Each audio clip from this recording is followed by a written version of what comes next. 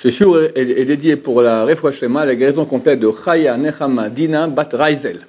La question de Ariel. En fait, est-ce que quand on fait des adrotes, Des péchés. Shem Mishmor. Plus tard, on fait des choix. Ah, Baruch Hashem. Est-ce que, plus tard, ou en Kamashar, tout ça, les gens vers qui on a fauté, on a fait des mauvaises actions, est-ce qu'ils sauront qu'est-ce qu'on a commis envers eux? Si on a fait des péchés, on a fait tchouva complète, est-ce que, une fois qu'il y aura un dévoilement de vérité, ça peut être Olam Haba, après la mort, ou Mashiach, d'accord?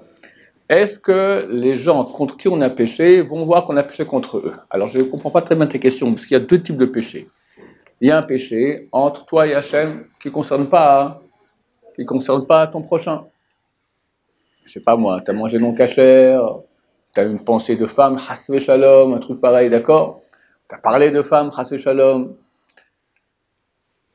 Et puis tu as péché envers le prochain. Tu as dit sur la Shonara, tu l'as volé, tu l'as blessé, tu as, je sais pas moi, tu as fait un sale coup qui sache ou qui sache pas. Alors, si c'est un péché entre l'homme et son prochain, entre l'homme et Dieu, tu as fait une chouva complète, c'est effacé.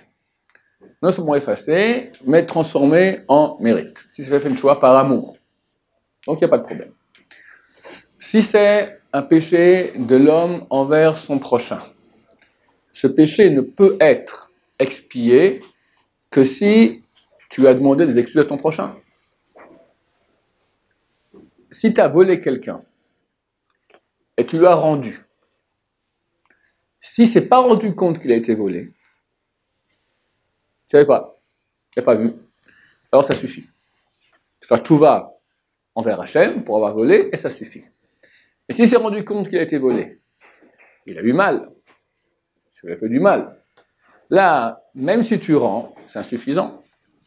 Tous les péchés qu'il y a entre l'homme et son prochain, si son prochain a été blessé, a été nui, d'accord, il a subi quelque chose de mal à cause du péché que tu as fait, alors le péché n'est pas expié tant que tu n'as pas demandé des excuses. Et tu peux demander 40 000 fois à Hachem te dira c'est pas moi, c'est lui. Quand tu auras fait tchouva envers lui, et que tu pourras excuser, alors il faut aussi faire tchouva envers Hachem. Tu as menti à quelqu'un, tu as blessé quelqu'un, tu as volé quelqu'un, tu as parlé la shonara contre quelqu'un, tous les péchés qu'il y a entre l'homme et son prochain. Dieu aussi a interdit de faire ça. Donc, dans chaque péché qui est envers son prochain, il y a deux péchés. Il y a envers son prochain, et il faut demander des excuses. Une fois qu'on a reçu les excuses du prochain, il faut demander à Hachem, je m'excuse, je reconnais que j'ai péché, je regrette, je pense au moins ne plus jamais le faire. Oui.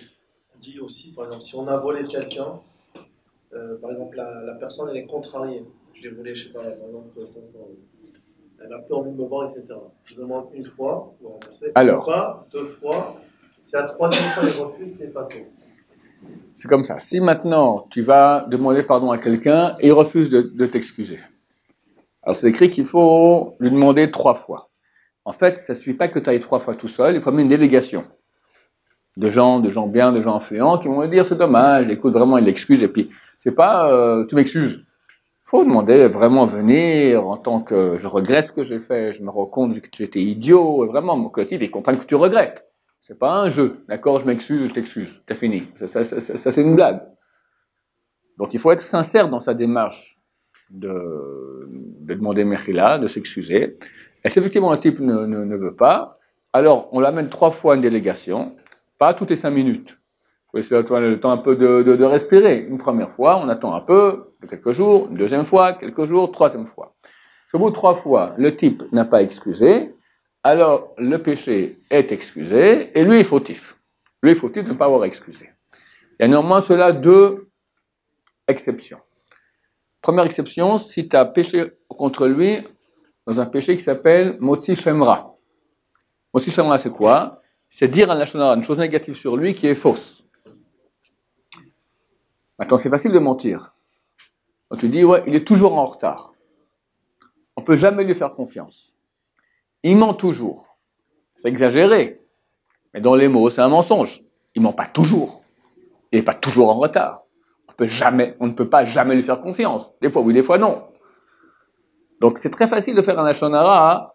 On fait un lachon hara qui est vrai, mais pas tout à fait vrai. C'est déjà du motzi shemra. Plus autre raison si on invente une histoire complètement absurde qui n'a jamais existé. D'accord, j'ai un bon ami. Bon, Hachem, il est bien normal, voilà. Il a une belle famille qui est jalouse de lui, terrible, terrible, terrible. Quand on est jaloux de quelqu'un, on veut casser quelqu'un, qu'est-ce qu'on fait? Le truc le plus facile à faire, sachez dans le marché le plus facile à faire, c'est attaquer quelqu'un, dire qu'il a fréquenté des femmes, qu'il a fait des actes pas bien, tout ça, voilà. Ils l'ont attaqué de ça.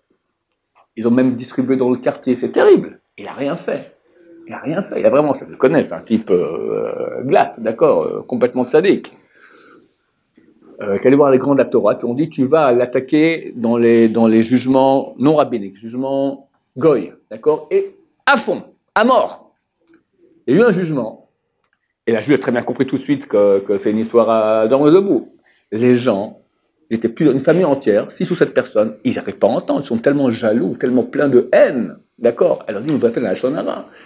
Ils disent non, mais oui, elle leur prouve par A plus B, la juge, d'accord.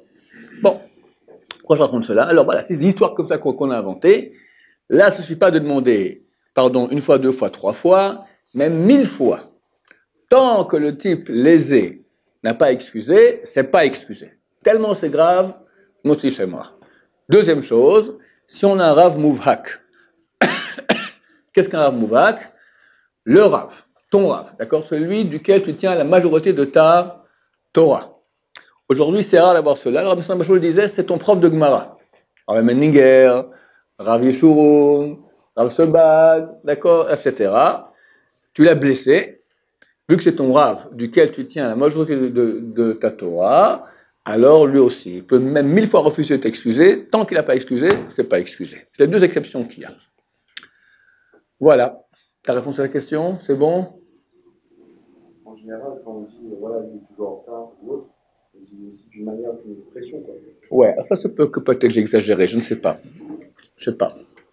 C'est vrai que si le type comprend que c'est pas comme ça, hein, alors c'est pas un mensonge.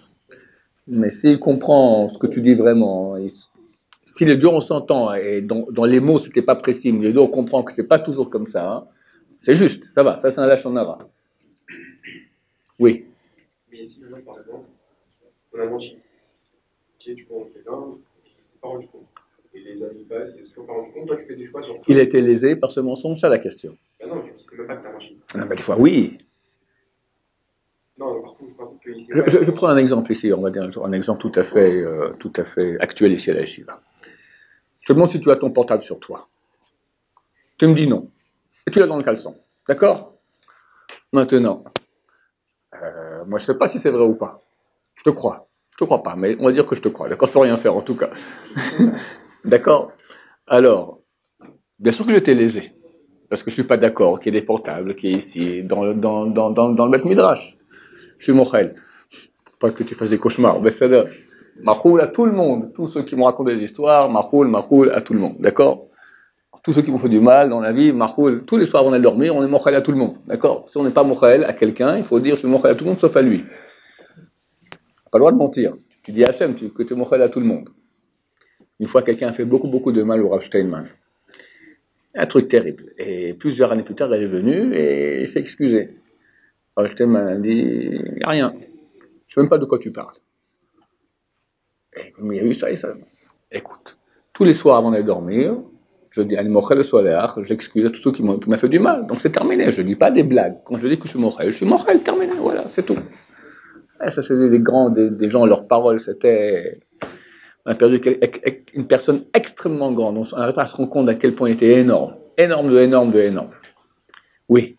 Par rapport à Chafetz Chaim, qui a beaucoup parlé, dit toute sa vie, il n'a jamais, ne serait-ce qu'écouté du lachon hara.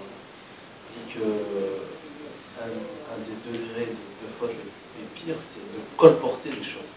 Ouais. Par exemple, Shimon, il a entendu l'histoire sur Réhouven, et Shimon, il va la raconter à David, bien tout sûr. ça, et amplifier, etc. Est-ce que c'est beaucoup plus grave de colporter que de faire du lachon hara en direct? C'est les deux, c'est la même chose. C'est le même matière de la Torah. L'otelech rachil ba'amecha. On apprend ça du même verset de la Torah. Il y a deux interdits, lachon hara et rechilut. Lachon hara, c'est quand on dit une chose qui est négative sur lui. Rechilut, quand on raconte une chose qui en soi n'est pas mauvaise, mais qui aura des conséquences mauvaises. Par exemple, d'où on apprend cela, le roi David était le gendre du roi Shaoul. Et le roi Shaoul a compris que le roi David allait le remplacer. Il n'a pas supporté ça et voulait tuer le roi David. Le roi David s'est enfui et est allé à Nov. Nov, c'est la ville des Kohanim. Et là-bas, le Kohen Gadol lui a donné, il a dit, j'arrive maintenant, j'ai soif, j'ai faim, je veux aussi d'une arme. Est-ce que tu peux m'aider? Le gendre du roi vient là-bas, chez le Kohen Gadol, il dit, bien sûr, il lui donne à boire, il lui donne à manger, il lui a donné l'épée de Goliath. Bon, David a mangé, il a bu, il s'est reposé, hop, il est parti. Quelqu'un a été raconté, Doeg à Edomi, a été raconté au roi Shaoul que le Kohen Gadol a donné abri au roi David. Donc, le Kohen Gadol a fait ça dans la plus grande innocence. Il voulait aider maintenant le gendre du roi. Alors, dire maintenant, même lui, il aurait dit ça au roi. Bien sûr que j'ai donné abri à ton gendre. En soi, c'est pas une chose qui est mauvaise. Mais dans la configuration du roi Shaoul contre le roi David, ça signifie maintenant, dans sa tête à lui, le roi Shaoul, ça signifie être du côté de mes ennemis. D'accord? Conspiration de lèse-majesté. Et Shaoul il a tué tous les Kohanim de la ville de Nov. Terrible. T'as menti à quelqu'un? Pardon? T'as menti à quelqu'un? T'as menti à quelqu'un. Mais on part du principe qu'il ne sait pas, il n'y a pas eu de. Il n'y a aucun dégât, ça. Il n'y a aucun rien de nuisible à cela. Non, mais il y a aucun dommage, intérêt, rien, il n'a pas été nuit à cause de cela, en rien. Pas de problème. Alors ça s'appelle un péché envers Dieu et pas envers son prochain. Donc il faut toujours envers Dieu et c'est terminé. C'est une histoire authentique, terrible. Vous avez dans la Gemara, après la Gemara, vous avez des commentateurs. Un des grands commentateurs, très agréable à lire, sur le DAF, sur la page de la Gemara, s'appelle le Rashash. Rabbi Shmuel Shkreshon. Il n'était pas tunisien, il était européen. Il habitait, je crois, en Pologne, quelque chose comme ça. Et il avait un gmar. C'est quoi un gmar? C'est un organisme de prêt d'argent sans intérêt. Il prête des sommes assez faramineuses comme ça. Et un jour il étudiait, et vient le boucher lui rendre les 5000 roubles qu'il avait empruntés. Le Rav reçoit, il pose les 5000 roubles dans sa gmara comme ça, et c'est bon, je m'en occupe. Le boucher part, le Rav se met à étudier, il tourne la page, il continue, tourne la page, il finit sa Gemara, il la met dans l'armoire, et quand on oublie maintenant qu'il fallait noter dans ses papiers que le boucher a rendu son argent. Quelques mois plus tard, il voit le boucher, il dit, mon cher ami, la date est passée depuis quelques mois, tu me dois 5000 roubles, il me les a rendus. Je suis très ordonné, je note tout, impossible, tu ne m'as pas rendu. Mais je vous garantis que je vous ai rendu. Écoute, si tu n'es pas d'accord, on fait un din Torah. Bon, on va un din Torah. Toute la ville est au courant. Le boucher, comme si Yann, tu vas faire maintenant un din au Rav Steinman, d'accord? Rav Steinman dit qu'il t'a prêté, tu dis non, je lui ai rendu. Tout le monde se met à parler. Ce boucher-là, on ne peut pas lui faire confiance. Parce qu'on peut lui faire confiance pour l'argent, sûrement encore moins pour la shrita. Parce qu'il nous vend maintenant de la viande qui n'est pas cachère.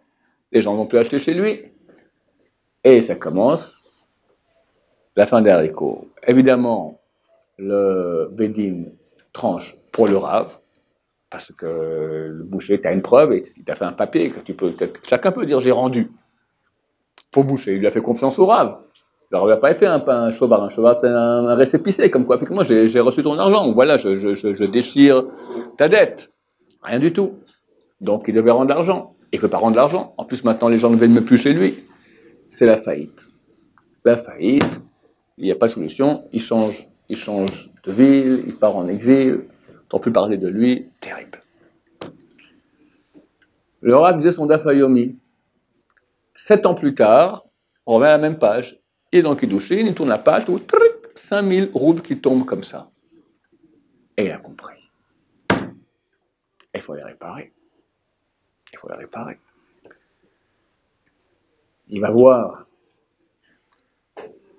le boucher, il retrouve ses traces. Il me dit, Mechila. Il dit, moi je veux bien recevoir votre Mechila, mais le monde entier croient que je suis un gangster, je suis un brigand, je suis un type malhonnête, je vais changer de métier, je ne peux rien faire, je vais marier mes filles, j'ai pas d'argent pour les marier, ça va pas du tout. Et je vais faire des grandes affiches, comme quoi je me suis rendu compte que je m'étais trompé et que t'es cachère totalement. Les gens vont dire, le Rav c'est un grand sadique, il est mochel, bien qu'on l'a volé, regardez quel grand sadique, il a été volé par le boucher et maintenant en plus il est mochel. Donc tout le monde croira que je suis encore le voleur. Comment réparer? C'est ta question. Le Rav a eu une idée. Tu sais quoi? Tu m'as dit que tu as une fille à marier, tu n'as pas à la marier, j'ai un fils, un vrai ilouï, un type très très bien. Je marie avec ta fille. Là, plus personne ne dira que tu es un roublard. Et comme ça, ils ont fait, et c'est le seul moyen qu'il a eu pour réparer. Bon, au Hachem, la fille était une fille très très bien, le garçon aussi, il y a une entente entre les deux, c'est pas qu'on marie les gens comme ça, mariez-vous pour arranger les histoires, d'accord? Mais que le grand Rav, le Rachash, il marie son fils qui était un ilouï avec la fille du boucher, ça rétablit la réputation du boucher, et là on peut réparer. Mais des fois c'est extrêmement dur. Les vrais coupables, c'est les gens qui parlent. Donc il y a une loi qui interdit d'écouter de la Lachon Hara, pas de croire, même écouter sans croire. Il y a une deuxième loi, c'est interdit de croire. C'est deux laves. C'est une fois tu manges du porc et une fois encore tu manges du sanglier. Donc là, maintenant, le type il vient te raconter, tu as envie d'écouter, tu ne veux pas y croire, mais tu veux au moins tu tends l'oreille pour écouter. Même il parle, Rouven parle à Shimon et toi tu es écouté, tu ne veux pas écouter, mais l'oreille elle écoute, elle entend. Interdit, ça ne m'intéresse pas, je ne veux pas écouter, il faut fuir. Terrible. Pourquoi Chafetz Chaim il a écrit un livre tellement grand sur la Lachon Hara? C'est le Gdolador, il pourrait écrire sur Shatnez, il peut écrire sur Mouktsé, d'accord? Il a compris que c'était un gros problème. Pourquoi on a encore un galop en exil jusqu'à aujourd'hui? Principalement à cause de ce péché-là. La haine gratuite, et on parle. Baruch Adonai,